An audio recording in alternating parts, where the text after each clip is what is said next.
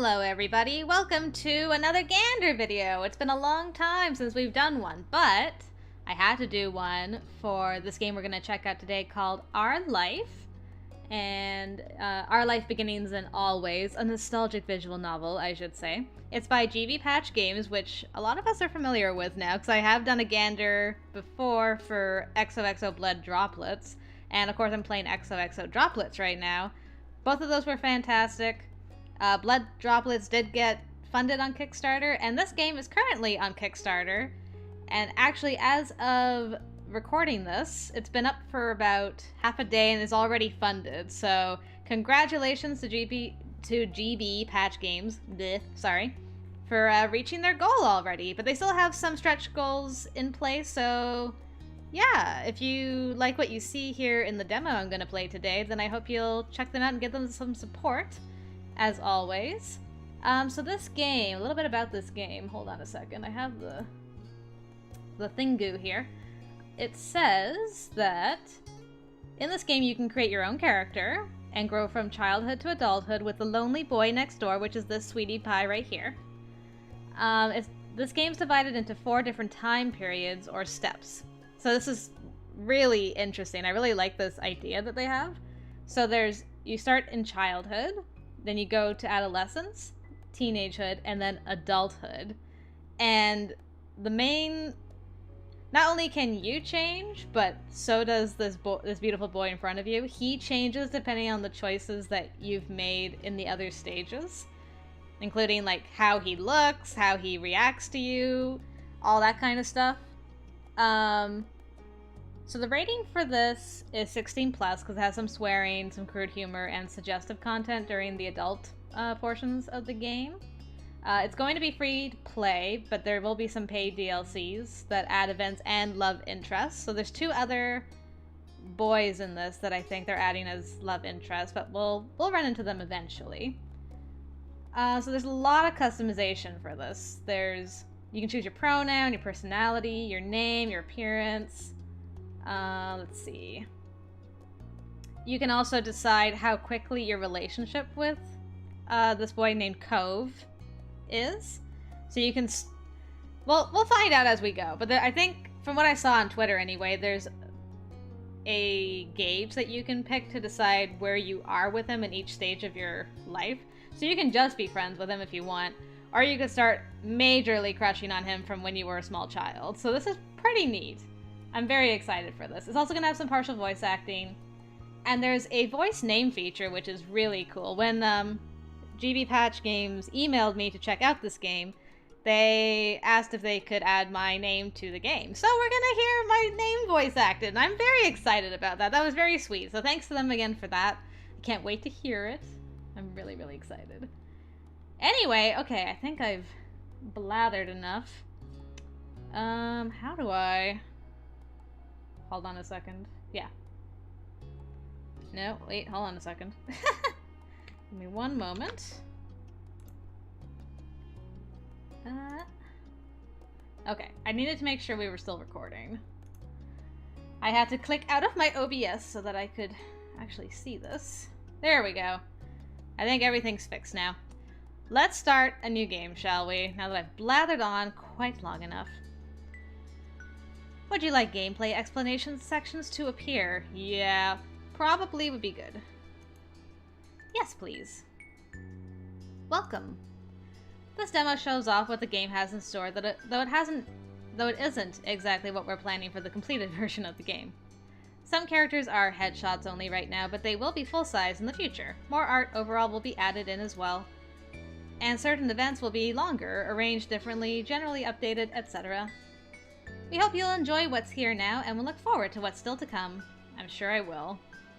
First part of the game is character creation. There you'll be able to decide various details about the protagonist. What you choose will be referenced in the text. Our Life has a first-person perspective, so the main character won't visibly appear during in-game events. To make the traits easier to picture, there is a simple approximation shown on the special decisions making screens. The options for your character are limited in the demo. We do plan to add more possibilities in the full version. And then here's the 4 steps I talked about earlier. After this, you'll be deciding the details for childhood. At the beginning of each of the other steps, you'll have the option to change your info with age. The demo goes to the start of step 2, so you'll get 2 opportunities to decide the specifics of your character. Okay, good to know. So it will be childhood and then adolescence. Most traits can be different from what they were in childhood. The only parts that can't be altered from what you chose initially are the last name and skin tone. One of the decisions you'll get to make for your character is selecting the first name. You can type in any name you like, or you can pick one from a preset list of names. Those preset options are the voice names. That means the name will be voiced aloud by the romantic lead. You'll get to hear him say your name as you play through the story. After choosing a voice, you'll be able to retype the name if the spelling isn't what you'd like, such as using the voice name Gray, but with the spelling Gray. Yeah, I saw that on Twitter and I thought, that is really cool. A nice little touch there. And you can change the name voice you go by each time a new step begins. You can also go from using a voice name to an unvoiced name and vice versa. The names available belong to people who have supported this project. You can have your own name added to that list. Yes, that's actually one of the tiers for the Kickstarter, so if you don't see your name here, and you pick one of those tiers, you can get your name voiced in this, which would be pretty cool. Yep, easiest method by backing us at any tier on our Kickstarter. It's running October 11th, which is when I'm recording this, to November 9th, 2019. In this demo, the only character with partial voicing is the Step 1 version of Cove. Okay. No one else is voiced. In the completed game, all characters, besides the playable one, will have partial voicing.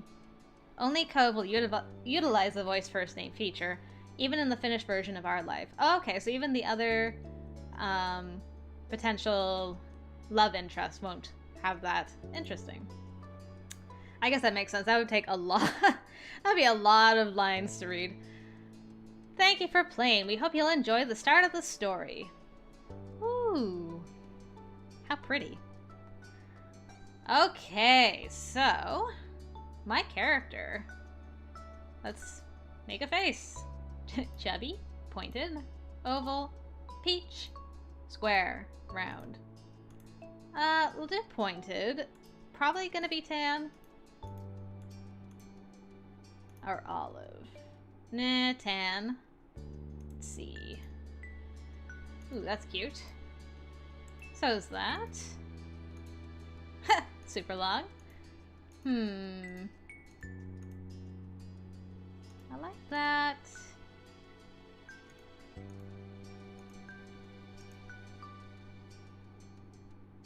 Maybe that one. Pulled back, smooth. Oh, hello. That actually... do I want curled or choppy? Oh, they have pigtails as well? Good grief. Wow, there's so many options! Actually, the wavy is more me. I need to have it...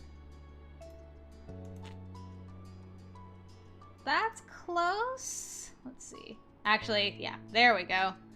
Hair color... I need it... That's cool that you can change the color for both the front and the back. Purple! I guess black's gonna be the closest. I'm just curious, like, what does it look like in the...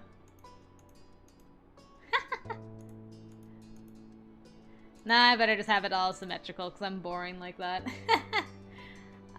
Extra. Ooh, I could have freckles. I could have a mole. Everett would approve. I could have glasses. If I'm playing, like, Little Me... Hey, rosy cheeks! Nice. If I'm playing Little Me, I should have glasses. I think I wore ugly glasses like that when I was small. Okay, so there's a sheet. Voice name. So here's the voice names that I got so far. Hey, look who it is! It's a Molly! Molly. Oh, that is so cool! Molly.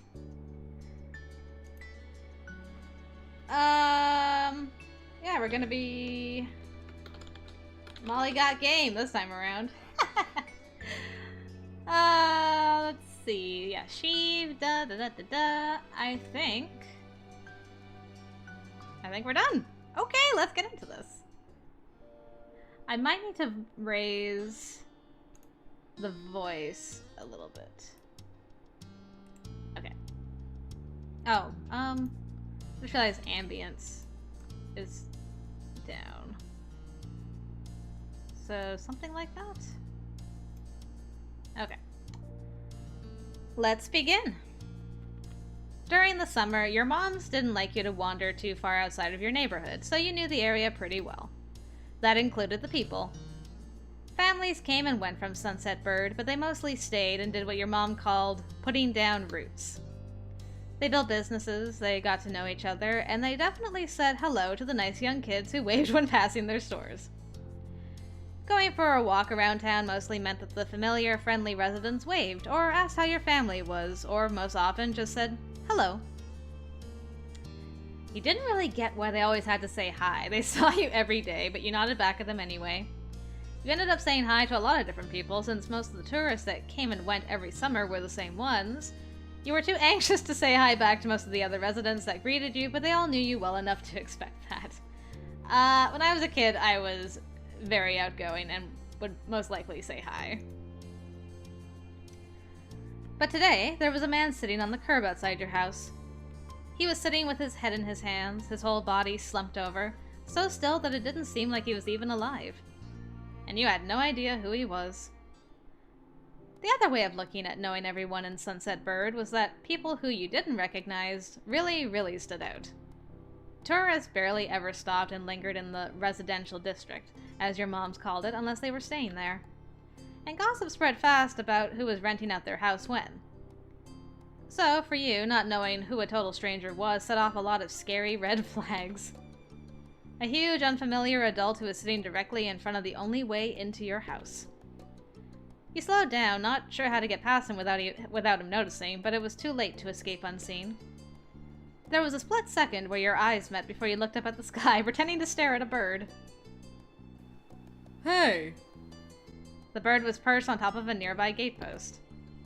Trying to keep your eyes on it was tough, especially when he stood up and started to make his way towards you. You didn't see a reason to not stare him down, so you folded your arms and looked back. Still unsure about him, but willing to be friendly, you offered the stranger a smile. Your whole body was frozen in place as he approached, eyes locked nervously on the bird. Okay, I'm definitely not the first one. Let's see. I'm either 2 or 3 on this. I gotta dig deep into my heart for my childhood roots. I like that each option's a different color.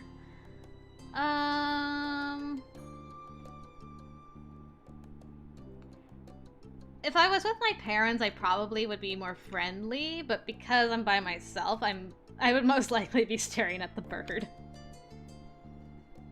Oh. Well, hello.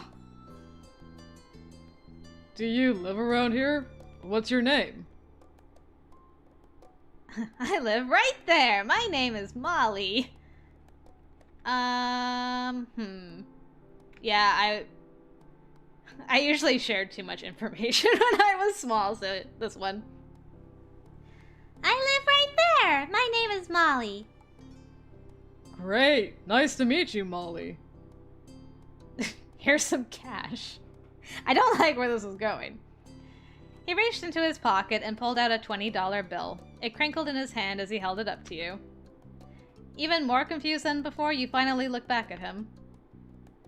Well, could you do me a favor? Nothing bad. Sorry, I should've... Let me start over. He stood up straighter.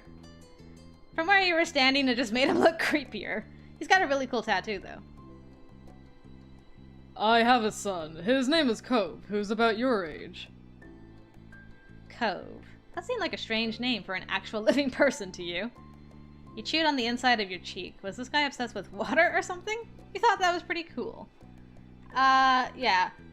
I would probably think that's strange for an actual living person at that age. Like, I only know Jack's and Bob's. Cove? But definitely the kind of name someone like this guy would give their kid. Cove's dad. We moved in across the street. See? With his free hand, he gestured toward the house that had been empty for a year. The gigantic "For Sale" sign was finally gone. You must be Molly Got Game, right? I met your moms earlier and they told me you were 8, just like him, so... He shakes the $20 bill to bring it back to your attention. Can you try to be friends with the boy? You're paying me to be friends with your son? Okay, weird flex, Cove's dad. Just give it a chance and you can keep this. He's a good kid. You'll like him. But you've got to keep it a secret too, okay? It wouldn't be friendly to say his dad sent you. You eyed the man. You kind of felt sorry for Cove. Did other kids really get their parents to pay for friendships? I probably would have felt sorry. This definitely wasn't the normal way kids made friends. Even you knew that at 8 years old. What do you say? Want to make a deal? I ran away. I probably would have taken the money, to be honest. And then my parents would have made me, give it back later. But maybe they won't this time. He's like, she actually took the money. You carefully plucked the bill from his outstretched hand, grinning at the thoughts of what you could do with that much cash. I am loaded. Great! That's great. I'll bring him by tomorrow. I wanted him to meet and greet with the neighbors today, but... well, I don't know where he's gotten off to. He laughed when he said that, but with the way his face looked, you thought he actually wanted to cry. If you see him, can you tell him to come on home? He's got a pink cast and glasses. You can't miss it.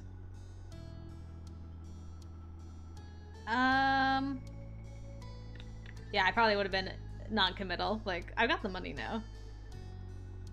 I can try. You nodded, not totally certain that you'd find Cove, but willing to look. The man smiled and reached out to pat you on the head, paused, and pulled his hand away.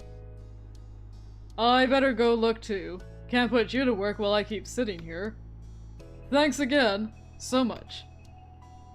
He jogged off without another word. Still a little antsy, you decided to check the hills behind your house. Oh, it got dark. The chirping of crickets greeted you, quiet and familiar. Something in the air told you that you weren't alone, so you glanced around. Hey! It's a small boy. With a pink cast. There was a boy sitting at the top of one hill. His head was buried in his knees, staring ahead by himself. For whatever reason, probably just that he wasn't paying attention, he hadn't noticed you yet. You watched him a minute longer, feeling a little bit like you'd found a deer in the wild. Though deer didn't have... green hair, huge glasses, pink casts, or sad frowns. I probably would go for the pink cast. But this new boy did. After a few more seconds, you took a step forward, then another, and then he glanced your way. Hey, Space Cadet. Hi. With a start, he jumped to his feet. He had been crying, traces of tears on his cheeks and his knees, and his eyes were still shining with a few more. You'd obviously caught him off guard. His pink cast seemed to glow in the twilight. Something the man earlier had said stuck out to you. Cove? Oh. Eyes wide, he studied you. How'd you know that? You touched the money in your pocket. I'm all-knowing. I met your dad. Oh. So, is this your hill? I can leave if it is. You can't own a hill. I probably would have said that. You can't own a hill. Why not? How could you? You just do. I had a hill back home. Well, this still isn't mine. Oh. He sat back down with a thump, resting his chin on his knees again. Curious about the strange new boy with the odd dad, you sat on the patch of grass next to him. The pure white flowers that covered this hill rocked back and forth gently as the stars twinkled above. The way they dotted the sky made them seem like flowers, too. Why are you here? Almost like they'd never stopped, his tears started up again with a vengeance. My parents... they don't want to live together with me anymore. My mom made my dad leave and he took me with him, and now we have a house here and I want to go home. The outburst took you off guard. By the time he was done wailing, Cove's chest was heaving with exhaustion. I hate this place. I want my real life back. I want my mom.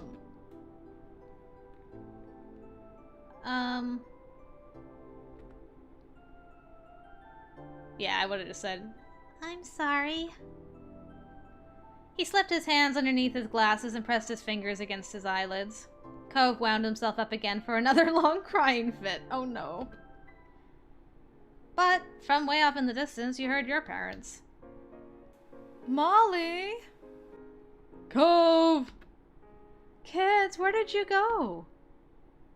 Cove looked at you, tears still clinging to his cheeks. Don't tell them we're here. I want to go home. I don't want to go back to that house. I want to go home.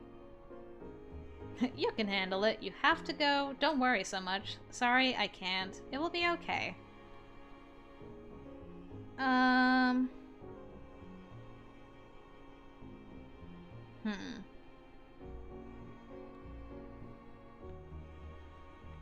Let's see. It's either you have to go or sorry, I can't.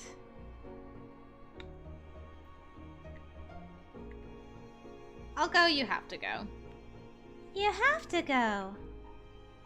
Even if it isn't fair, he's your dad. You stood up, dusting your pants off. If he says you gotta go home, you gotta. Sorry. Slowly, Cove stood up with you, still looking a little reluctant. His dad's voice rang out again. Cove, can you hear me? He looked down. He looked toward the sound of his dad's voice, silent, then turned away while rubbing his not bandaged arm. Sorry. I still don't want to go. The look on his face was serious. You knew you wouldn't be able to convince him any more than you already managed. I would have just waited. Yeah, I get it. You do? Before you could answer, you heard Cove's dad even closer than before. There you are, bud. The trio of parents appeared over the curve of the hill. Instantly, all their eyes landed on you, and they rushed over. Oh, hello, Moms. Both of your moms were at your side in a split second, faces filled with worry. Why didn't you come home before dark? Are you hurt anywhere? We were just sitting in the grass. Thank God you're both fine. Were you two having fun out here? He looked over at Cove, who was wiggling against his dad's tight hug.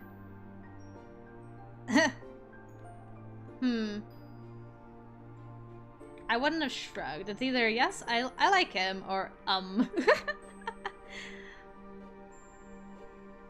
Yes, I like him. You nodded, smiling slightly. Finally letting go of his squirming, scowling son, Cove's dad turned to the three of you. Thanks very much for finding him. I really don't know this neighborhood. Good thing Molly knows this whole area so well. Absolutely.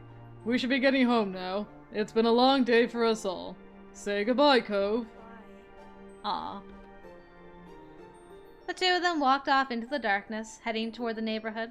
You watched Cove's bright pink cast until it disappeared. Tell you what. We'll have a proper playdate tomorrow, okay? Your new friend's dad wanted to bring him by to see you and Lizzie. How does that sound? Sure, can I show him my stuff? It sounds like words.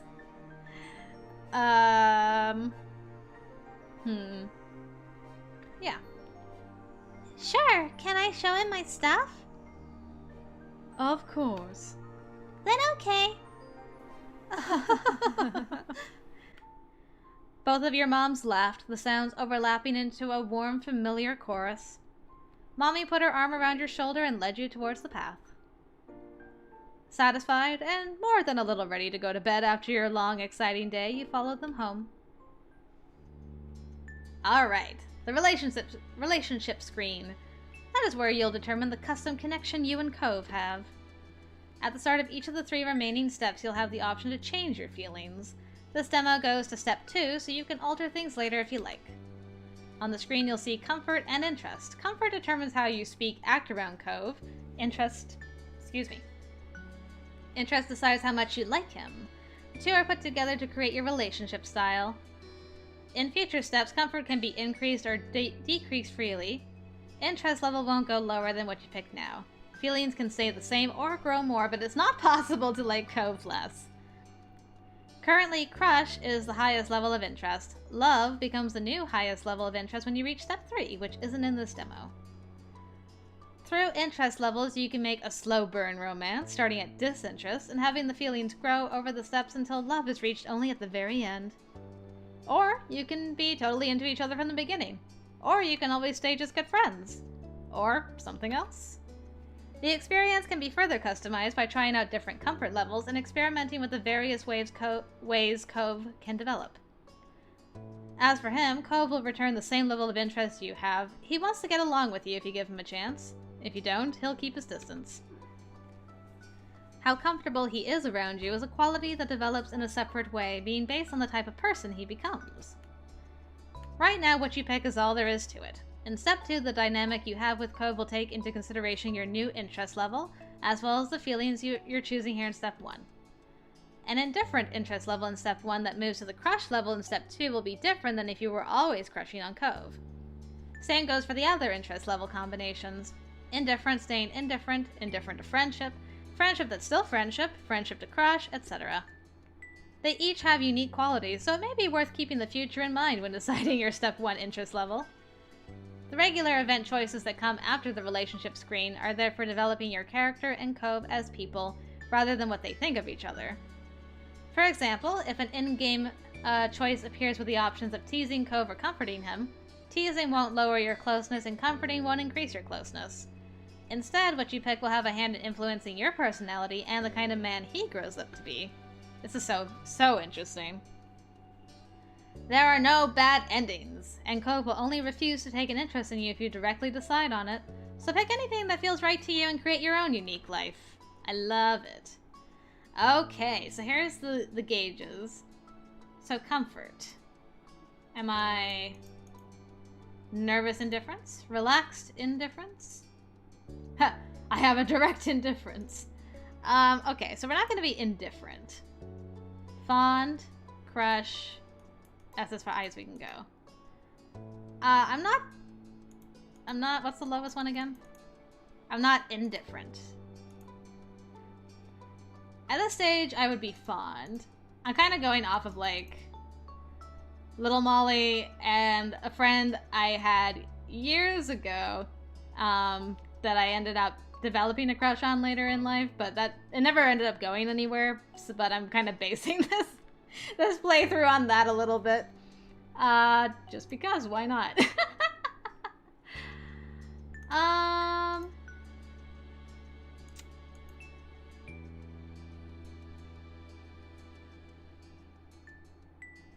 I wasn't very nervous as a child.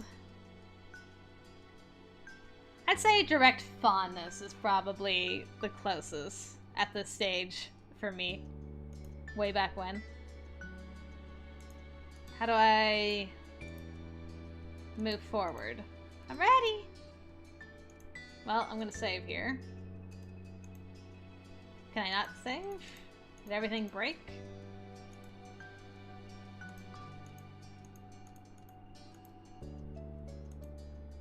Can I only... Hello?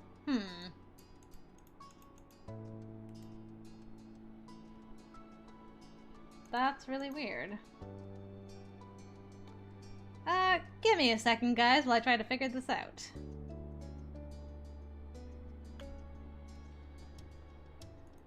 I have returned. I now have a direct fondness for Cove.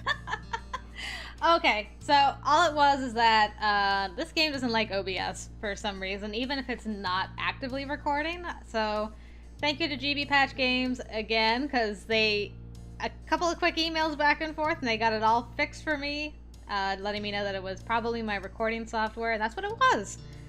So that's great, because now I can get back to finishing recording this and trying to get this out for tomorrow, fingers crossed. Okay, so I've gone past that page, so anyone who's just playing this game most likely will not have that problem, but it was just OBS that was messing that up for me. So if I see this problem again, I just know I have to log out, turn off OBS, get past that point, save, and then come back in. Anyway, we have a direct fondness for Cove. Let's continue. At the breakfast table the next morning, you finished your food faster than usual. Your sister Lizzie had run out earlier to go play, but you'd stayed put. Today, just like your moms had promised, Cove was coming over to hang out. Excited to see your new friend again, Molly? Mm-hmm. I like him. How sweet. I'm so happy he moved in. With that said, are you done with your breakfast? Yeah.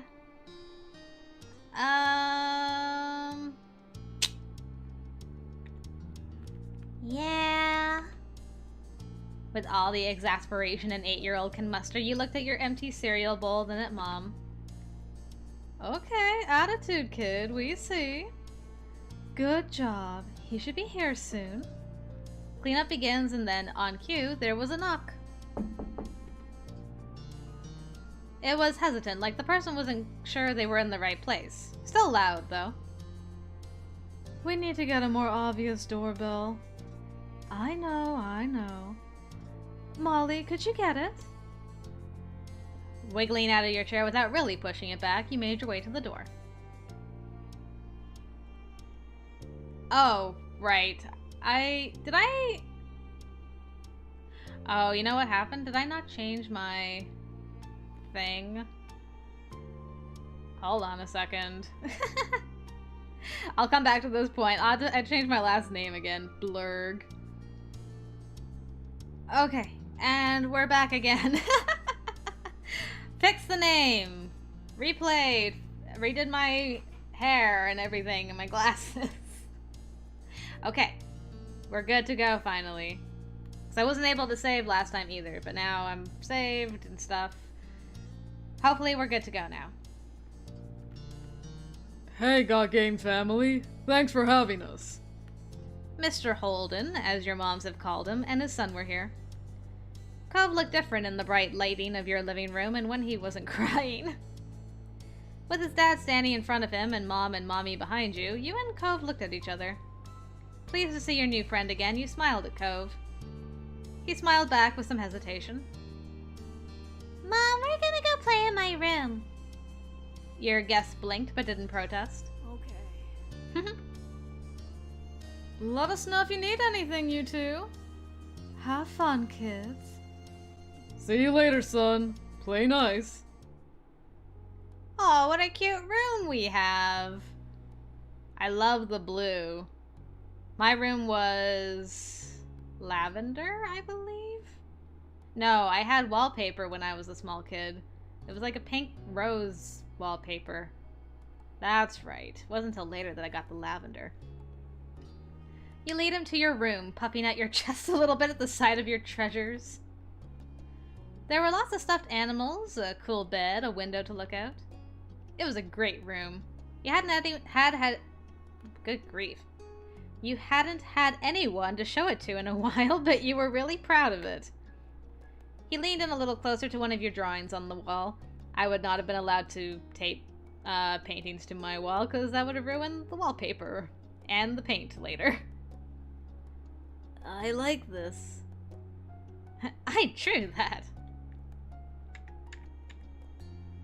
I would have been really bashful about it.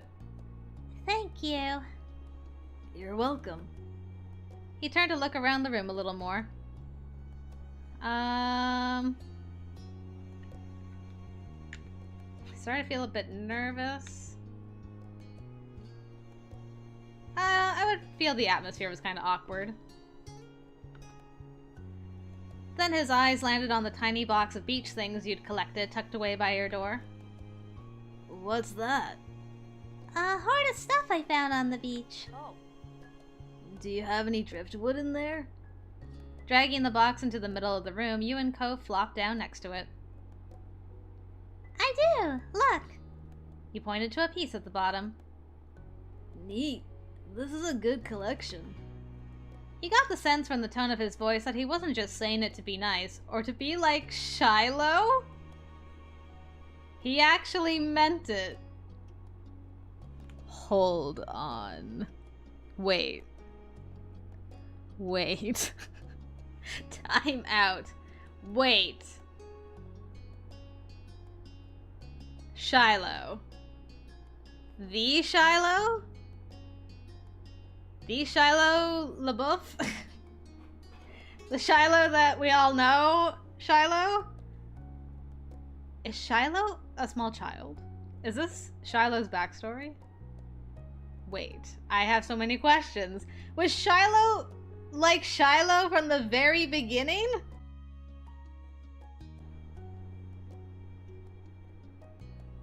You know what? We'll just continue. What? All of a sudden, I'm like, I forgot about that guy. I forgot about Shiloh. Shiloh? He's friends with my older sister, and he's supposed to hang out here this afternoon. Do I have to see him?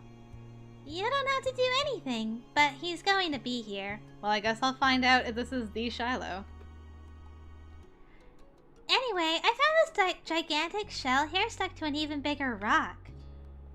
You pulled out seashell after seashell, explaining where you'd gotten each one. I definitely would not have learned the scientific names. Yeah, this one. Apparently fascinated, either by the stories or by the shells themselves, Cove listened with what looked like the full force of his attention. It was a little overwhelming to be the center of such dedicated focus. But Cove hadn't been mean to you, so you didn't mind. Kids, come down to the living room. You could tell the idea was making him unhappy, but Mommy wasn't giving you much of a chance to hang around. Before you knew it, you'd both been escorted downstairs and deposited in the living room, ready for Shiloh's visit. Shiloh ruining everything since he was a small child, potentially. I brought the box of shells. I want to keep looking at them. You should have asked. Okay, but be careful. I will. Cove reached in and pulled out a big orange shell. Oh. Like he hadn't spoken aloud yet, he turned to you and held it up, his eyes shining. I think this one is the best of them. The two of you were sitting on the floor looking through your collection of beach findings when the doorbell finally rang. Cove jumped. Since the person hadn't knocked, you figured it was probably Shiloh. He knew where to look for that. He's the only one who knows where the doorbell is. Lizzie's friend? You nodded, but that didn't seem to make Cove feel better. It was already obvious that Cove didn't hide things. You could tell what he was thinking right away. This isn't a good idea. It's just Shiloh. And where would you even go? He's at our only door, and if you go upstairs, he'll find you. Cove has good senses about people. Cove glanced around the room, his eyes wide, and finally paused with his gaze locked onto the back of the house. I can go out the window. He was already walking towards it. Scrambling to think of something to say, you stepped forward, then paused. Do you want to break your other arm? Shiloh's the least scary person alive. Cheer up, Shiloh's gonna like you. Please don't get hurt. I'll come with you. I'd be too chicken to just leave, so I'd probably be like... I probably would be more like this. Whoops, I want to keep my mouse down here, though, and out of the way. Cheer up, Shiloh's gonna like you. He likes everyone. I mean it. But I don't want to see him. I don't know him.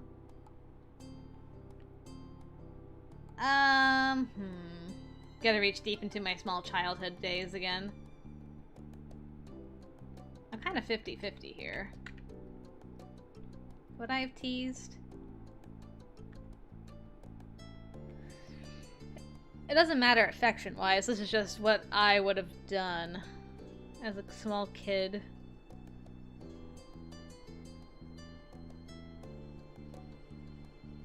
I tended to comfort more than tease, so I'll comfort him.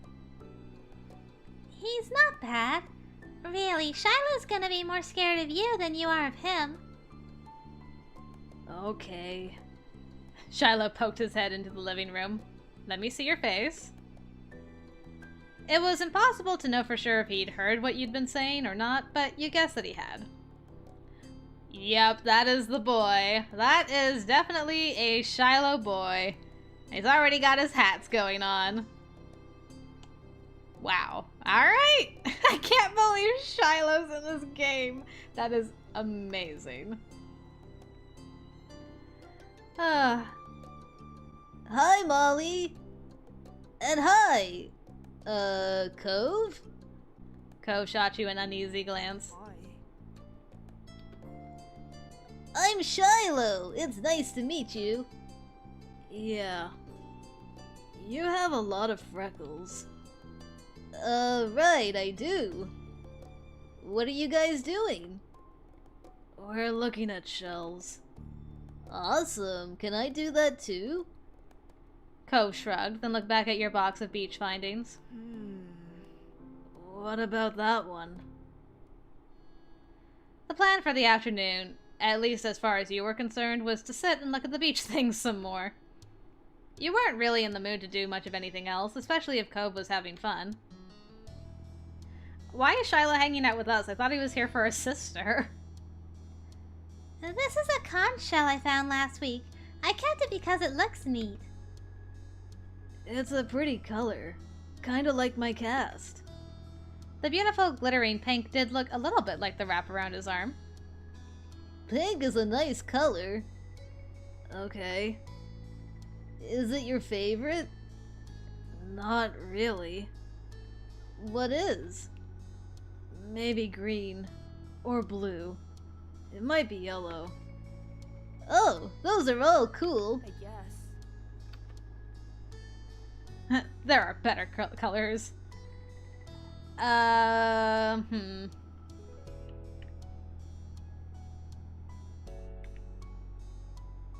I would have been like that, I guess. I like those colors too. Awesome. Like usual, it didn't take long for Shiloh to get fidgety. Lizzie was his favorite. Without her around, Shiloh didn't seem to know what to do with himself. And Cove wasn't like your sister. He wasn't that much like you, either. Is Lizzie coming back? Don't know. Aw. Where'd she go? I think she's at the beach. Probably. Is she playing at her park? There's a park? Yep, but it's old. Can you show me? I want to go. Really? You do too, right, Molly? The park is fun. I love the park. I love it. Yeah, it's right on the beach, so there's lots of fun stuff to do. And lots of sand. That sounds like it could be cool. So, are we going to find Lizzie? I don't know. I never really wanted to see her. I just want to check the park out. Adrift without any direction, Shiloh finally turned to you. Okay. He perked up. Both boys wanted to go, it was only fair. And I do love the park. It was a short walk to the park.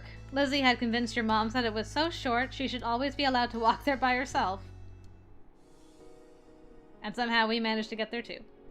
When you found her, she was hanging on the jungle gym, swinging back and forth. Hey, Lizzie. Her face lit up when she saw you. Molly! Shiloh! Hi! She dropped to the ground. In a split second, Shiloh had abandoned you two and scrambled over to stand by her. I guess that was the original jerkette.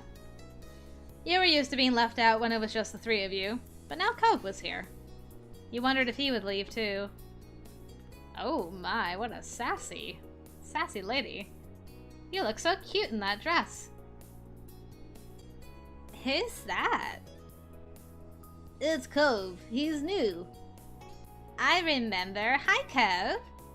Welcome to my park. Nobody ever comes to play here, so this is where we get together. She gestured widely with her arms as if to present the area to the newcomer. Without interrupting Lizzie's speak, Cove quietly injected something that was just for your ears. I thought kids couldn't own places like parks. Or hills. You couldn't help but laugh a tiny bit. Nice, huh? In this neighborhood, I'm the one who comes up with the ideas. You are? Yeah, I am. Who else could handle the job? Lizzie is the oldest. By a lot. My mom said you're Molly's age. Yeah. Thought so. I'm still the only one in this group with double digits. What about other kids? Other kids? There aren't any. We're the only kids here, and Shiloh's just visiting from another place. Not even tourists really bring their kids here. This is the land of ancients. Be careful that the oldies don't try to steal your youth. Wow. Oh. For a second, it looked like he might cry again. There's no other kids here. But something in his eyes shifted and he looked back at Lizzie. What kind of old people? Like moms and dads or grandparents? Grandparents who don't have kids. They hate kids. Why? We haven't done anything. Yeah, they're really bad. Only some of them don't like kids. He sniffled. Oh no. Lizzie was staring Cove down, but Cove wasn't even looking at her anymore. He didn't seem to care that she was there. He went into his own head. I met Lizzie and Molly in school. You'll see tons of kids there when summer is over. I don't want to go to a new school. I don't want summer to end. Shiloh looked down to the dirt. He hasn't had much luck striking up conversations with Cove. I like summer vacation a lot too. All the building tension in the air suddenly vanished when Lizzie laughed. At Shiloh's discomfort, at how weird she thought Cove was, at something else entirely, you didn't really know. But she laughed, face crunching up. Welcome to Sunset Bird Cove. Take a seat, put up your feet, and get used to it. You offered him a small smile, and that at least seemed to reassure him some. Poor Cove. For the rest of the summer, Cove was always there. You saw him more often than Shiloh, which is a good thing. And on some days, when she was in a bad mood or busy, you even saw him more than Lizzie. He became a staple of your everyday life, the way sun and lunch and the beach were. During your first summer together, you really liked Cove. He was a fun person to play with, and he seemed to like playing with you, too. Of course, that was only the start of things. The next part is the last type of special decision-making screen, the Moment Select screen. Here you can choose which events you experience during this step. They're called moments. Moments are memorable experiences of summer during a specific stage of life, and they can be played in any order. Once you finish an event, you'll go back to the screen to pick another. Or they don't have to be played at all. Whenever you're ready to move on to a new time period, you can click the Summer Ended button in the bottom right. Getting to whichever step you want to play is a quick process thanks to that. In this demo, you can only progress as far as the start of Step 2. The moment screen for Step 1 is the only moment screen in the demo, and it doesn't include all the moments for Step 1. Many are locked for now. If moments are skipped, there will be fewer opportunities to develop your character and impact how Cove acts for the upcoming step. That can be helpful if you don't want it to change. It's the choices that are made in the current step that set up his personality in the next step. As a child, Cove's features are consistent. In future steps, there are multiple directions his looks, interests, and personality can take, though you won't have a clear say in his development. While making choices, there's little way to tell how the conversations and experiences will shape Cove in the long run. You'll have to wait and see. Have fun! Ooh. DLC! Look at all that. That's so cool. Okay, well let's go shopping. And then summer ended. Let's get some more stuff.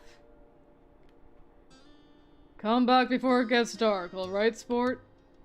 The familiar voice drew your attention away from the snail you've been watching inch slowly across the street. Cove waited in front of his dad. He looked to be paying only a mild amount of attention as he was being handed a few slips of green paper. It reminded you of when you'd first met Mr. Holden, although he's probably not paying Cove to be friends with himself. Cove's dad seemed to feel your gaze somehow, or maybe you made a noise because a second later his eyes were on you. He waved you over with a smile. He was happy, but you still felt a little weird for getting caught. You've got to learn how to be more sneaky. Yeah. You brushed your hands together to free them of sand, then jogged over to join the two. Molly! Aw, look, that's my name! So cute! Molly, hi. Good to see you again. What excitement are you up to today, Molly? Stuff. After you finished answering the question, Mr. Holden's attention returned to Cove, who was preoccupied with folding the bills he had into a tiny rectangle. Sounds fun. You know, Cove was about to hit the stores by the beach. Why don't you go with him? You gave a ready nod, turning to squint in the direction of the stores like you could see all the goods they had to offer, all the way from where you stood. Oh, is that okay? Yeah. I don't mind. Great. I'm sure you guys will have loads of fun. Mr. Holden reached into his pocket and pulled out a leather wallet filled with money. You found it odd, since your mom's only ever seemed to have cards in theirs. Here. He leaned in to pass a crisp 10 to Cove, giving him a wink and a whisper. Get something for your friend, too. Cove's dad ruffled his son's hair when straightening back up. Take care. Cove accepted the bill after a second and slipped it into his pocket. Then with one last nod to his dad, he turned and started walking. You followed after him, intrigued at the possibilities this outing might bring. Indeed. Oh, man, this is so beautiful. Cove strayed towards the gentle tide creeping up the sand, and you fell into place beside him. His eyes searched the ground intently. Are you looking for shells? Cove mumbled a... Sort of. If you see any, you can let me know. You could manage that. You dropped your view to the sand, walking carefully so you didn't step on any. The gentle sound of the waves filled in the silence with pleasant, white noise. Even so, the urge to speak came over you. What did you want to go to the shops for? I need a new sand pail. Yeah? What happened to your old one? Cove narrowed his eyes, seeming to think deeply for a second. It disappeared. What? Really? Cove ducked his head down, lacing his fingers behind his back. It didn't seem like he was going to continue, so you nudged his arm. How did that happen? Well... Cove opened his mouth and shut it again, considering. I took it to the beach one day. Uh-huh. When I got home, it wasn't anywhere. You left it there? Nope, it wasn't at the beach when I went back. Then you lost it. It disappeared. What about you? What do you normally do here? I like swimming. Cove's lips curled up in a small smile. Me too. It occurred to you that you hadn't been swimming in a while. There was just so much to do before school started up again and so little time. That's so sad. Once you reached the shopping area, the noise level grew exponentially. No longer just waves and footsteps, but the chatter of people enjoying the lovely summer day, the call of birds trying to find bits of food left behind, and lots of salespeople trying to get attention and some bopping music.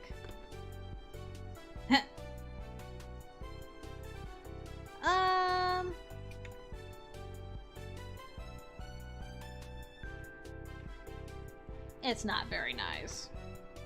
There was too much of everything, but you weren't ready to go home just yet.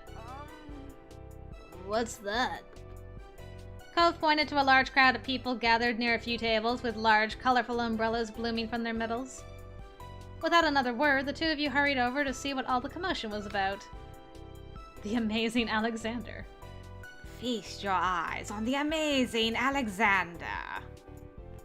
In the center of the crowd was a man with a tall hat and a funny green coat that had 3 long tails. There was a little table next to him with a cloth hanging over it that read The Amazing Alexander in glittery golden script. Why tell people his name if it's already on a sign? Cove hummed with understanding, then turned to walk away just as the Amazing Alexander began shuffling a deck of cards. I want to see the show! Cove glanced back at the man. He then briefly lifted his arms up off of his sides before returning them to place. Okay. He may not be impressed, but at least he didn't ditch you. With that, it began. The magic man pulled one card out of the deck, showing it to the curious onlookers. It was a 4 of diamonds. Watch closely. You did, squeezing through a few of the adult onlookers to get a better view. Suddenly, the man snapped his fingers and the card just disappeared. Whoa!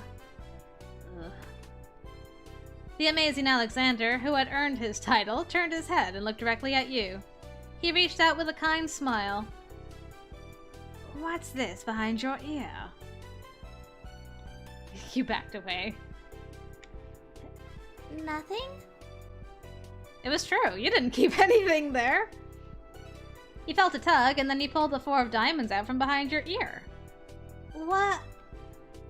You knew that it couldn't really have come from your ear, but you still didn't get how he'd done it. There was light applause from the crowd, and the man gave a deep bow. This is for you. The magician plucked a pair of balloons from a clump of them tied down to his table. Both were in the shape of a dolphin instead of being a normal circle. And one for your friend, too. Thank you for being my assistant. Wow! Now you were really grateful he chose you. Yeah, I got a sick balloon. After that, he went to someone else in the crowd. Pick a card, any card. My uncle does that every time he visits.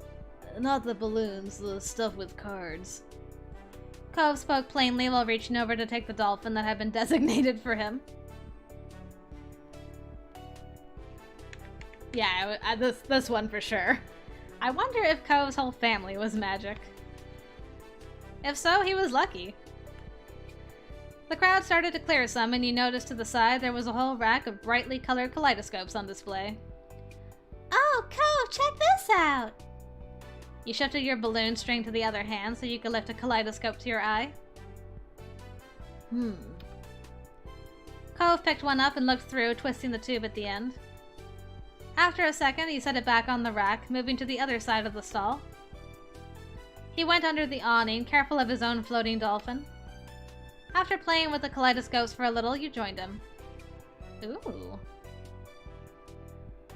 While Cove looked at sand pails, you were drawn to a table with colorful keychains laid out on it. They were sewn in the shape of sea creatures, and there was a plaque that read, "Handmade," standing proudly in front. There were lots of different types. You saw a dolphin, a shark, a crab, a turtle. I freaking love turtles! Your hand stopped on the sleeping turtle, just barely poking its head out of the shell. You were instantly enamored. Checking the price, though, your heart fell. $6. You didn't know much about money, but you thought that was a lot to spend on one thing. A very wise little Molly. You rarely had more than a $5 bill to your name, which is why you accepted that $20 so easily off the front. Though that changed the day you met Cove and his dad, you still had the $20 bill Mr. Holden gave to you hidden away in your room. It was a grand sum of money, but you couldn't spend something that was at home instead of in your pocket. Is that what you want? Huh? Oh. It's $6. I didn't bring any money. Alright. It's fine.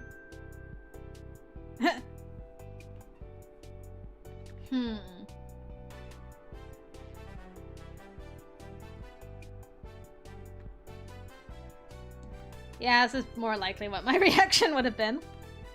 Really? Really? Cove took the keychain from your hands, and that was that. He was holding a small yellow bucket for himself, too. I was always gonna get you something. I already got the money for it. You beamed, excited at the idea of displaying the keychain somewhere in your room. After Cove paid, the two of you stepped out of the store side by side, your balloon dolphins knocking together and spiraling around in the air. You watch Cove hold up the pail to his face, examining it thoroughly. Hey, Cove. Yeah? Why is your dad always giving people money? I would have been like, I wouldn't care, because I'm like, maybe I can get more money from his dad sometime. Thanks for the keychain. Don't worry about it. Cove looked further down the street, where different food carts were lined up. He rested his non-cast arm over his stomach, and just as he did, yours let out a light growl. Let's get some food. Yeah. You two wandered around a short while, looking at all the delicacies that were available. After passing up hot dogs, snow cones, ice cream, and pizza, you both agreed on pretzels. Yeah! Cove got something sweet and cinnamony, and you... definitely got a plain one, because there's nothing better than a plain pretzel. Though the little cup of icing he got with his did look delicious. You found an empty table close enough to the beach that the grit of the sand made terrible noises when you dragged the chairs out to sit down. These balloons are gonna make it hard to eat. Cove placed his bucket on the table as he stared at his still balled-up hand that was wrapped around the string. You opened your mouth to agree before an idea hit you. I know. After carefully placing your pretzel somewhere it wouldn't get sandy, you tugged the balloon dolphin out of Cove's hand and tied it in a delicate bow around his wrist. Oh. Cove bounced his arm up and down in place, testing the stability of your knot. After watching his balloon jostle around but remain attached, he smiled, satisfied. There, now do mine. He repeated the ritual. Cove struggled somewhat with the cast, restricting his fingers on one hand and a string already tangled around the other. Okay. Got it. The two of you spent a moment admiring your handiwork, both hands now free to allow easy munching on your pretzels. Nice. Nailed it. After a time, you finished your pretzel. You were done before Cove. Sounds about right. It was boring not having anything to do. You pulled on the string of your balloon to bring it down to your level. Then you held the dolphin in your hands, manipulating it to make it look like it was jumping through the air. Also something I would do.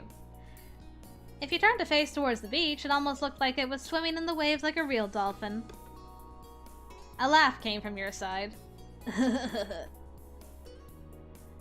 When you glanced back at Cove, he had left the remaining part of his pretzel on the wrapper, and he was gripping his dolphin too.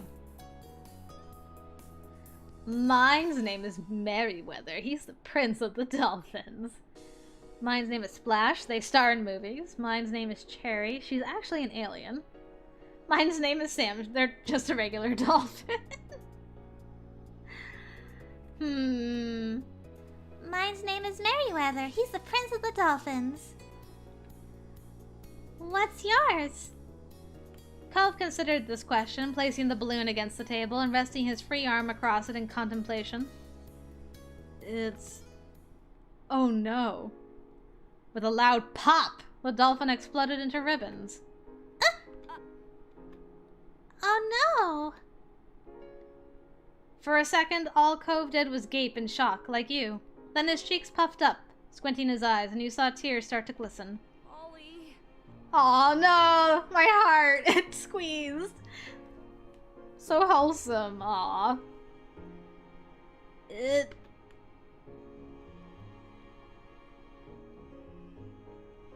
Yeah, I would definitely not make a joke. I was always one to, like, offer stuff if someone else's thing got broken.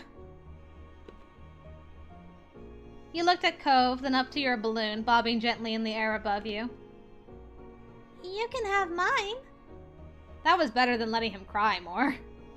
Cove sniffled, glancing up at the balloon, then back at you. No, I don't want to take yours from you. It's okay, really.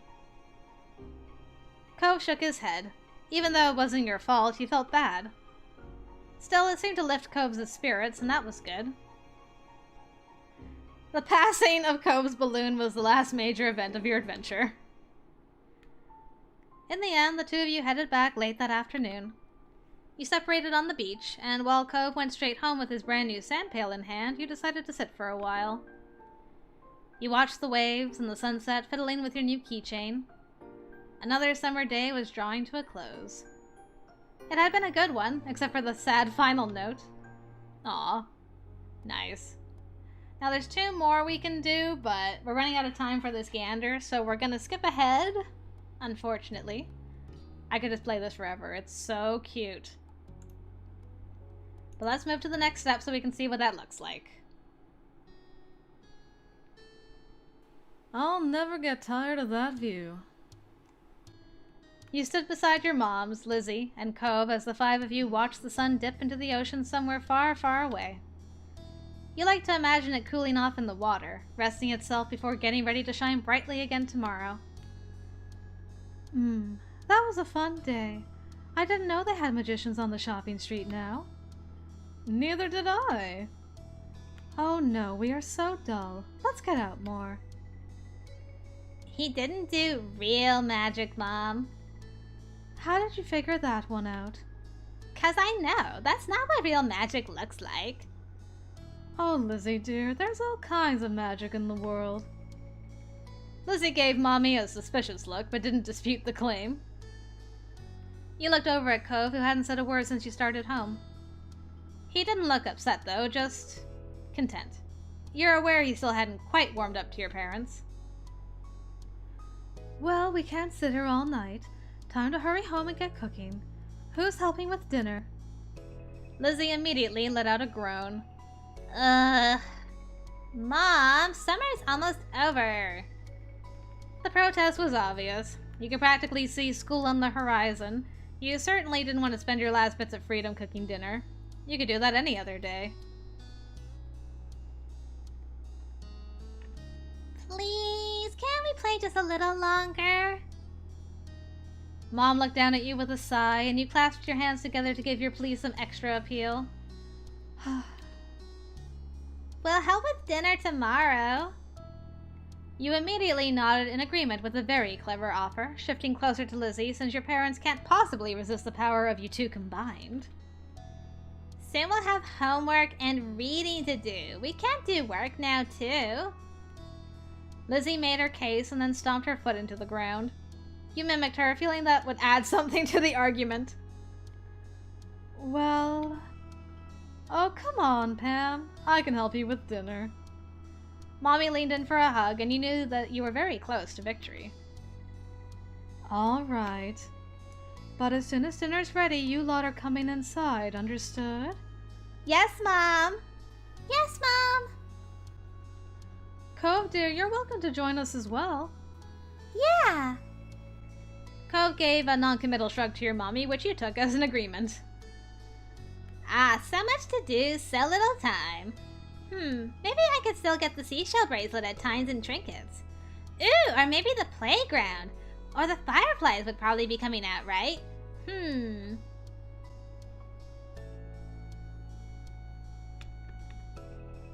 can't go too far. Lizzie pouted at you as you pointed this out.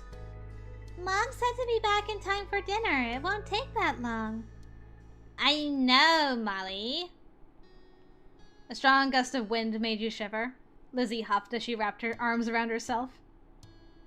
Doesn't the wind know that summer's not over yet? That's all Lizzie said before abruptly turning on her heel and heading off in the direction your mothers had gone. Where are you going? I'm going to my room. I have lots to plan if I want to make the most of tomorrow. You thought this over, looking off towards the water again. Lizzie didn't wait, and before long she was disappearing off down the road. Meanwhile, Cove was going in the opposite direction, heading for the beach. Yeah, I'm gonna forget my sister. Cove gave you a smile that you couldn't help but return. Cool. He made a little gesture that you interpreted as, follow me, and then started heading to the waves. Cove knelt down, picking up something you quickly identified as a smooth rock. He reared his arm back, then tossed it out into the water.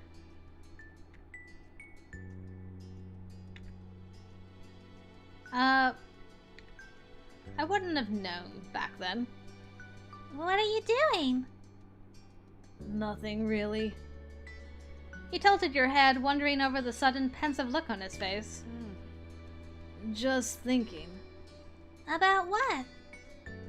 Cove was looking down at his cast, scratching idly at the pink surface, even though you were pretty sure he couldn't feel it. His brows were furrowed and there was a frown on his face.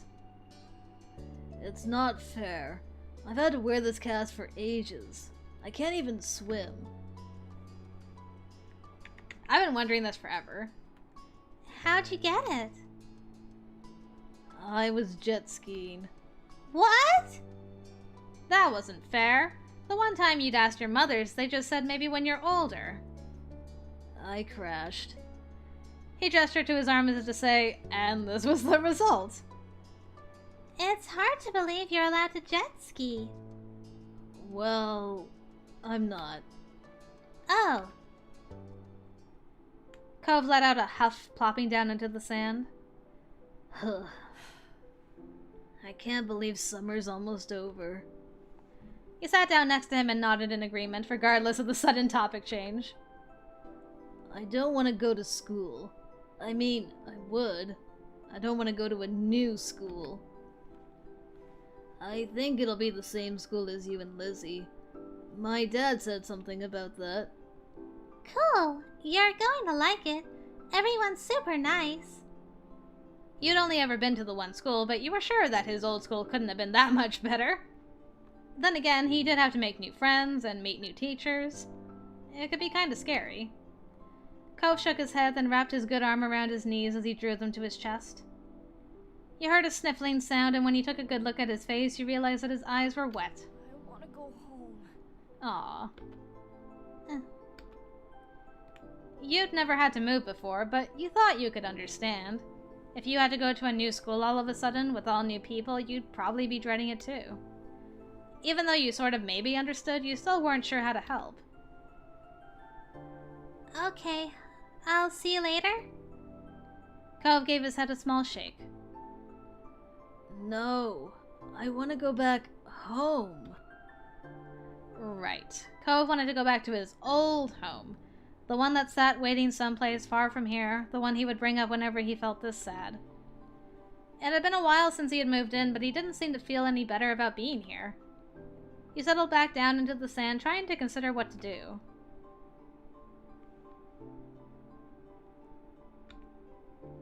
Do you hate it here? Cove's brow furrowed even more. Then he shook his head. He felt a rush of relief fill you. You liked having Cove here. It would be sad if he'd been miserable the whole time. You're not going to leave, right? You'll still be around? The question was a little surprising. Of course.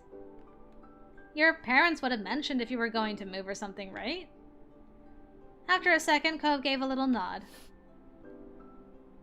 Once I get my cast off, we could go swimming. You were fine with him changing the subject again. It'll be too cold by then. You smiled so he'd know you were only kidding. Cove smiled and looked back to the waves. My dad keeps saying I'll get used to everything eventually, that I'd feel better then. It used to make me angry. I didn't want to get used to everything. You spared a glance over at Cove, and see the anger had slipped off his face in favor of something almost puzzled. But maybe that would be okay after all. As long as I really do feel better. I can't see it. You could remember a long time ago when you'd first started going to school. You had absolutely not been okay with the idea of being away from your parents for most of the day, to listen to strangers tell you what to do and sit with kids you never met before. Things changing is hard. Aw. Trying to remember what... He's like... He didn't want to get used to stuff. Sigh.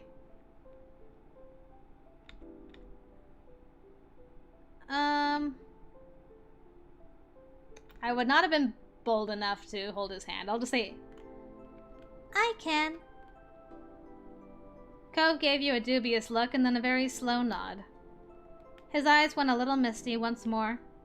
You got the feeling that they were different tears than the ones from before, though. I hope next summer I'll surf and go exploring and everything will feel like it's supposed to again. You gave Cove a big smile. I hope so too. The two of you sat quietly, just taking in the sounds of the waves. You hoped that Cove would be able to accept this place as his new home. You definitely tried to help in what ways you could. There were so many wonderful things here Cove probably hadn't even seen yet. Lost in thought, you started a bit when you heard a faint, familiar sound. The sound of your mom shouting your name. You looked over your shoulder, realizing it was probably time for dinner. Time had really gone by fast. You stood and dusted the sand off of yourself. My mom's calling. It's time for dinner. You should come. Cove looked up at you, expression screaming reluctance, yet ultimately... Okay. When you smiled, Cove returned with one of his own. Molly. Thanks. Hey, nice. It was nice, where you were right then. But the two of you couldn't stay there in your own little world any longer. You were being called forward. So the two of you ran off towards your house, leaving the waves and summer behind. Aw, how cute.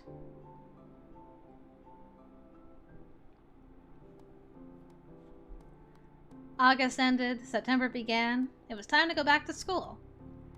Lizzie groaned and complained the entire first week. She hated going to classes. Still, there were interesting things to do that couldn't be done anywhere else. You weren't sure how Cove felt about it. He was enrolled that year. That was like a sign Cove would be staying in Sunset Bird for a while. At school, he was alright, but kept his distance from the other kids. From what you saw, anyway.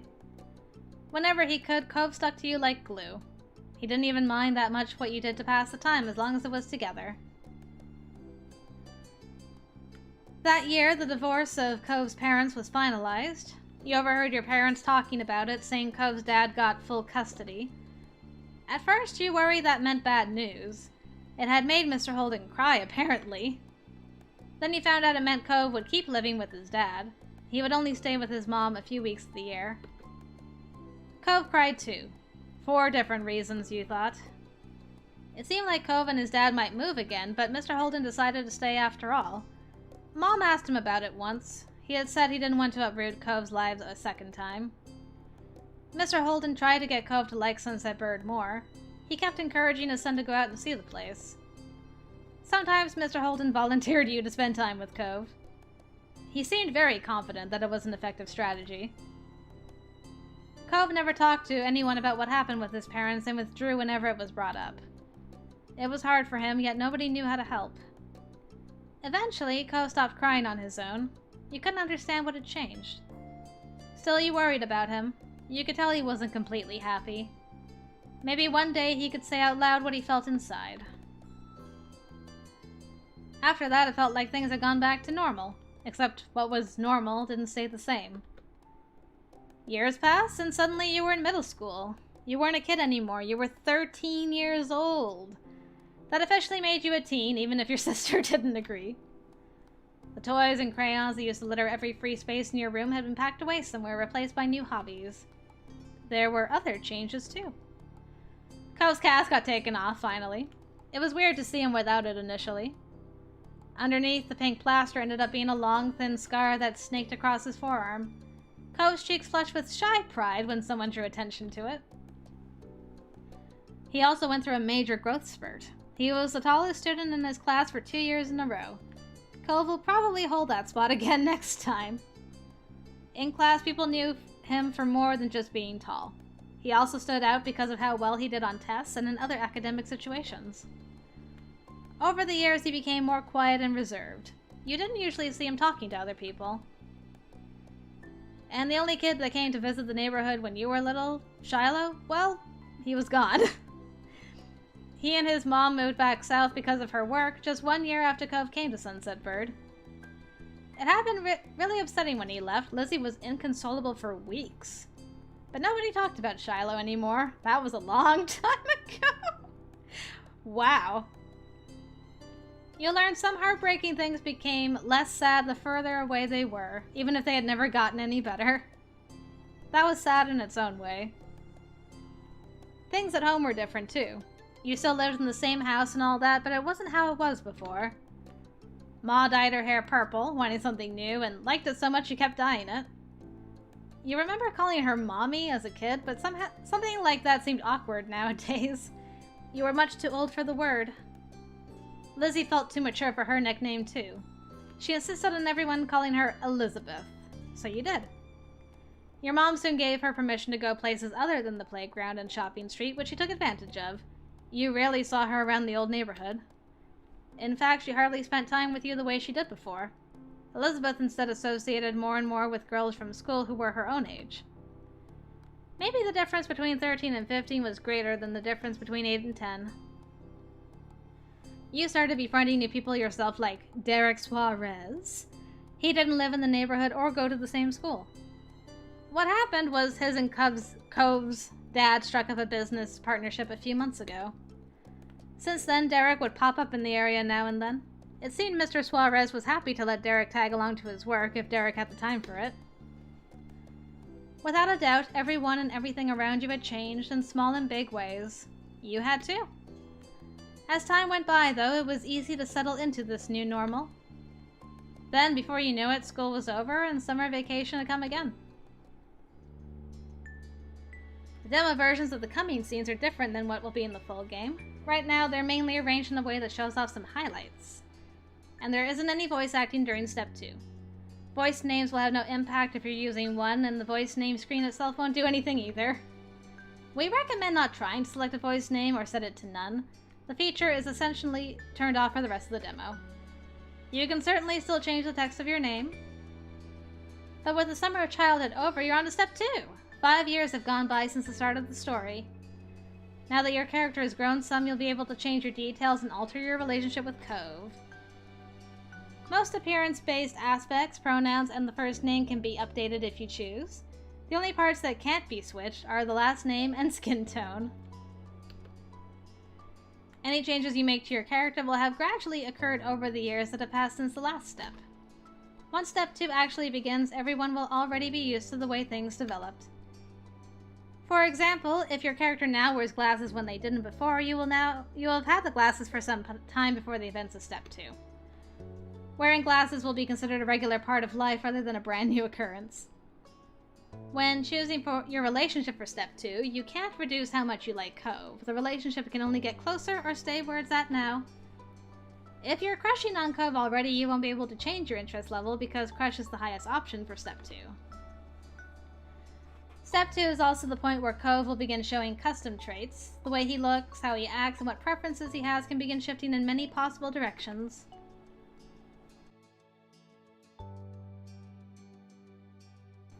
There are 2 broad intermingling development paths that control Cove's personality and interests respectively. They are the warm, moderate, cold range and the sporty, mild, studious range. His changes are subtle at first. The ranges expand and become more complex in later steps. His developments aren't the flip of a switch, however.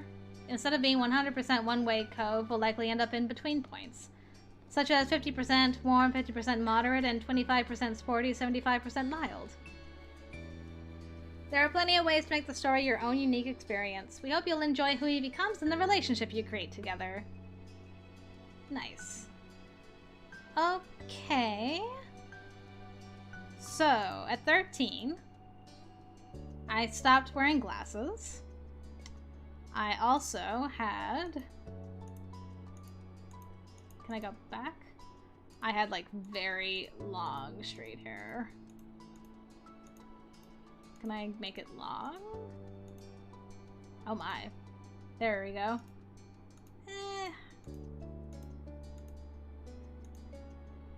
I guess it's gonna have to be long.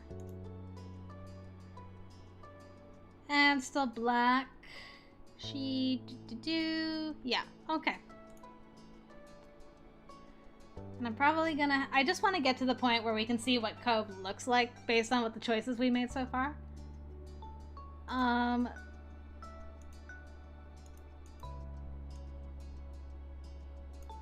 And by this point, I had a nervous crush on said boy. So, I will be back when I've got past this point. Just so we can see what Cove looks like now. Okay, just a second. Huzzah, I'm back. Okay. We've gone way over where our Gander was supposed to be, but I can't stop playing, so we're just gonna go until we see what Cove looks like now, because I need to know, otherwise I'll wonder forever. It was the first day of summer vacation. The sun was as hot as ever, but you were inside and away from its harsh rays. To be more specific, you were... Yeah, that one. It was hot, but you still had the blankets up over your head to block out the sun. You didn't want it intruding on your lazy morning. Unfortunately, you hadn't prepared for an intrusion. From beneath the blanket, you heard the door creak open. Oh, well, hello, sister. You're still sleeping? Wow. Get up!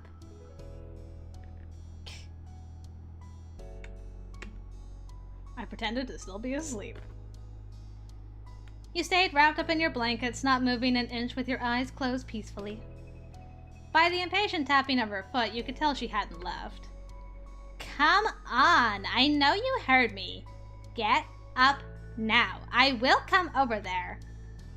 So much for a lazy morning. Your special boy is at the door, like he always is now. He brought some happy summer gift from Mr. Holden. Mom wants you to take it from him, say thanks or whatever. You did not like the way she called him your special boy, but you knew by now that saying so wouldn't stop her. So come down already.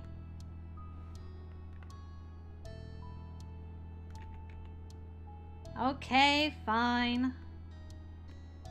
Elizabeth said nothing else and left, having done what was instructed of her. You rolled out of bed, stretching your arms up high and yawning. Ooh, time to get ready. You sat yourself in front of the mirror in the far corner of your room. You're very tall. You're pretty tall. Your average height. You're pretty short. There's a lot of open real estate. I'd say 5 feet tall is... I'm either pretty short or very short. Let's see, average height for a woman is 5'4". I'll say there's a lot of open... I'm gonna be nice to myself and say I'm not very short. Bleh. You could relate to Derek and how it felt to be smaller than people thought you ought to be. Your shortness seemed even more drastic when compared to Cove, who was unusually tall. You're kind of self-conscious over it. You couldn't help but feel awkward with the body you had. Accurate. Then you put the finishing touches on your outfit while ruminating on the situation. Careless as they had been, Elizabeth's words piqued your curiosity. You planned on going over to see what Cove was up to today, so this worked in your favor. It was when you spotted your reflection that you realized you were smiling wide. You were looking forward to seeing him. You left your room, resting a hand on the railing as you went down the stairs. You spotted Mom first, reclining on the couch. She held a magazine in her hands, which she was perusing through. Morning, Mom. She looked up at your greeting, a smile instantly appearing on her face. Oh, hello. Good morning, Molly. Thank you for coming down. Ma's at the door with Cove. He can't stay over today, unfortunately. Why don't you go and thank him before he leaves? You nodded and made your way to the front of the house. Just as she said, Ma was there making conversation. She must have heard you because she looked over her shoulder. Wow, that is a very nice color on you. Look who finally made it. Morning, sleepyhead. Ma reached forward and you knew she was about to pat you on the head. She was short for an adult, but she still needed to lower her hand pretty far to do so. No!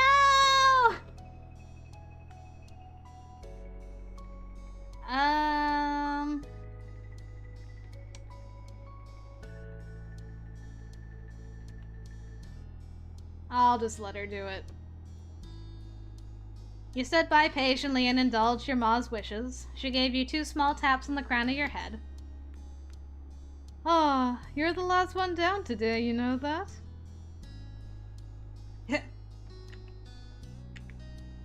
Morning. That's all? You really are a sleepyhead right now. Ma stepped aside. Cove was just as you remembered, exactly how you came to know him to be. Oh my, hello. How cute.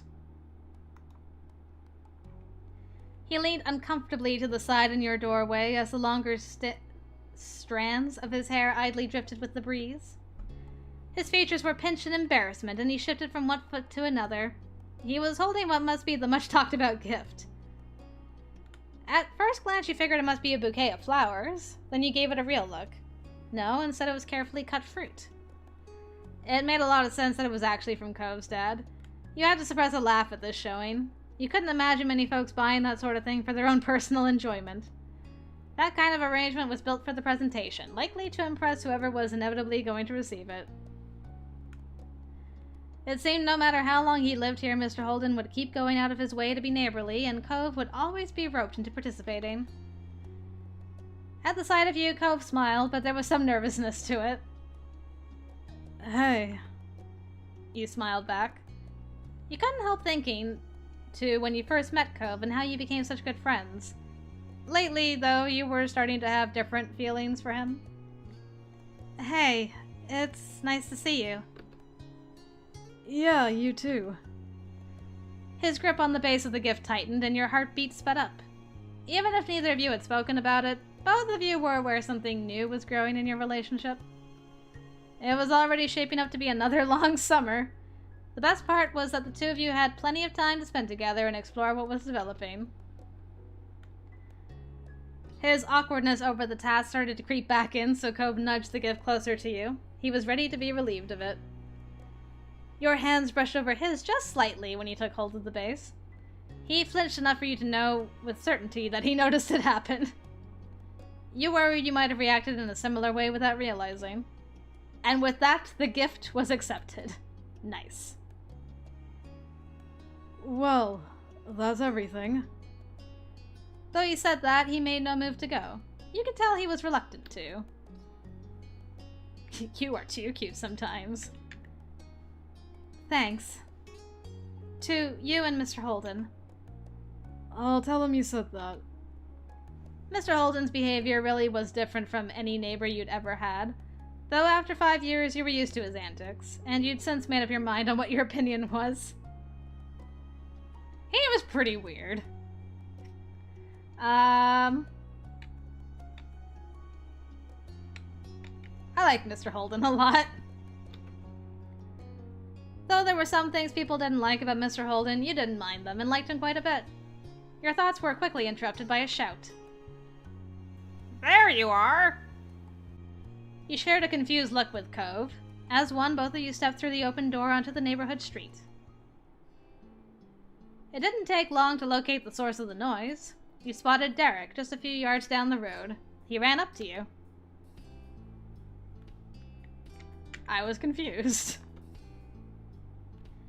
You hadn't expected to see Derek today, though you never really knew when he'd appear. After stopping a couple steps away, Derek hunched over to catch his breath. Then he straightened up with a wide grin. Well, hello. Hey, guy and gal. I was just at your house, Cove, but no one was there. Should have figured you'd be at Molly's place. Do you ever spend time in your own home, or are you always just there? Ha ha ha ha ha. Derek laughed at his own joke. He either didn't notice that it embarrassed Cove, or the embarrassment was what he was actually laughing at. Derek turned to you. He was going to say more when his eyes widened and he gasped. What's that? You followed his gaze, unsure, then you realized what he meant. You were still holding Mr. Holden's gift. Holding Mr. Holden. It's kind of like a bouquet of flowers, but made out of fruit. Nice! Can I have some?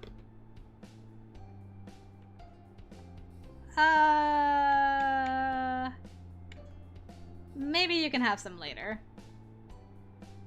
Derek grew more excited by your words bouncing on the balls of his feet. Awesome! Then he nodded his head as if to clear it. Anyway, that's right, I came here because I needed to say something big. He paused, possibly for effect. There's some other kid here in Sunset Bird. Cove was as surprised as you were by the news. Such a reaction made sense. No one around your age had moved here since Cove did 5 years ago. Were they with their family? Maybe they were cutting through. Nuh-uh.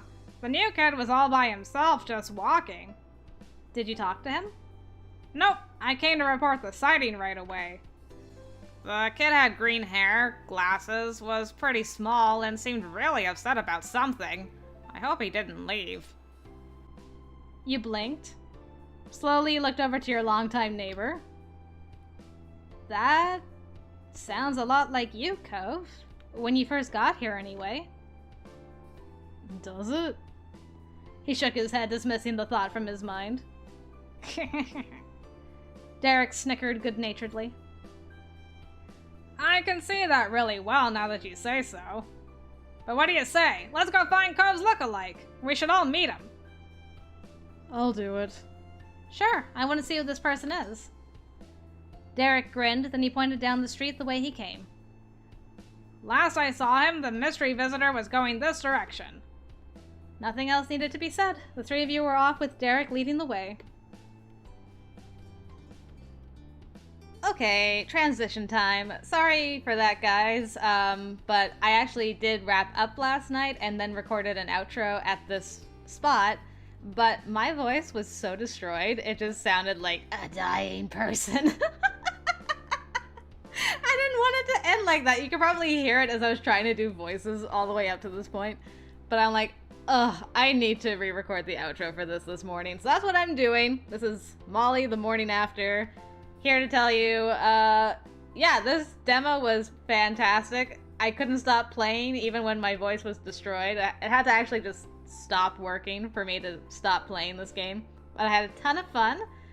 This is fantastic. It's such a heartwarming story. It's so pure. Like, the way it's written and the interactions and everything, it just makes you feel like you're a kid again. I loved it so much, and the art is beautiful, and the music is great. And so, like I said earlier, this game's already been funded through Kickstarter, but there is still some stretch goals left. So if you would like to show your support for these guys, and I hope you will, I've left their Kickstarter link in the description down below. So please go check them out. Give them some love and support because they totally deserve it. I'm going to go over there right now after recording this outro to go and support them myself because these guys make quality games and I want to support them. So, hope you guys enjoyed what you saw in the Gander today. Hope you guys check out the demo too. See what kind of Cove you end up with in Stage 2. And let me know, if you do check it out, what Cove you did get, how it differed from me. I think I'm going to play through the demo again, actually, and do, like, the extra scenes and kind of see how he changes a little bit more through time as well. I really enjoyed this. Thank you guys so much for joining me. I hope to see you in the next video. So, until then, I will see you later.